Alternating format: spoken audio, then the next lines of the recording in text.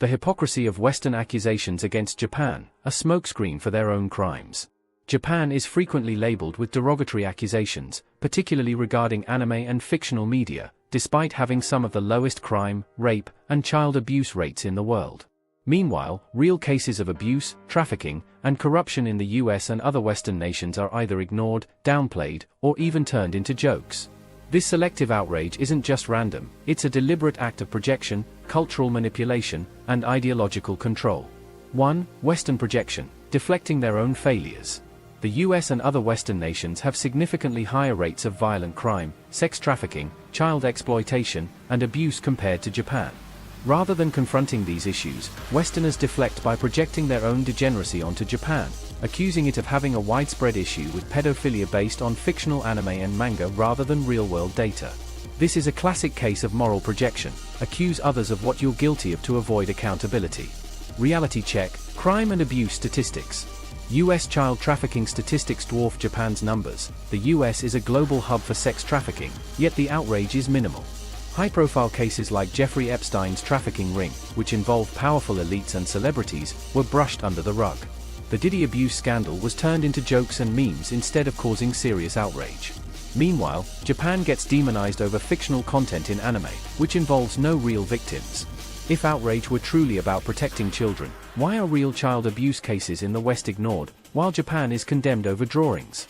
2. Japan as a cultural threat to Western ideological control.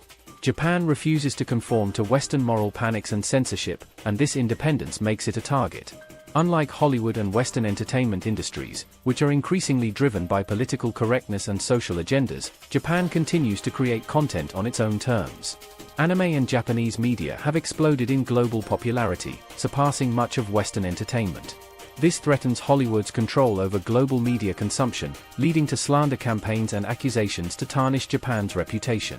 Western activists and media influencers seek to control anime and manga, using moral outrage as a tool to justify censorship. The pattern of selective targeting.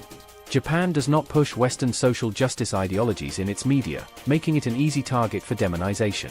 Western corporations seek to gain control over anime's global market by labeling certain content problematic.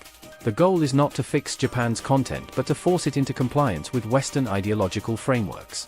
The message is clear: if Japan won't conform, it must be slandered and censored.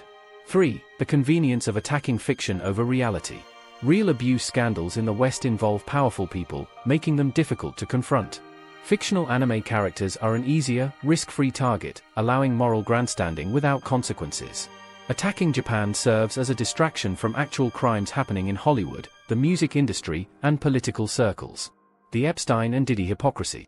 Epstein's Island hosted politicians, celebrities, and elite figures involved in child trafficking, yet the outrage faded quickly. Diddy, a high-profile music industry figure, was caught on camera violently abusing a woman, but instead of outrage, the internet made jokes about it. Meanwhile, Japan is condemned over stylized 2D artwork, as if that's a bigger issue than real-life child trafficking rings in the West. Why does a drawing generate more outrage than documented real-world abuse? 4. Western media manipulation and anti-Japan bias. The Western media has a long history of misrepresenting Japan to fit its own narratives. Japan is often depicted as a nation with problematic cultural elements, while the West's own deep-rooted issues with child exploitation, sex trafficking, and organized abuse remain hidden. How the media controls perception. Any controversy in Japan is magnified to make the country look bad. Meanwhile, Western scandals involving real abuse are ignored, trivialized, or spun into jokes.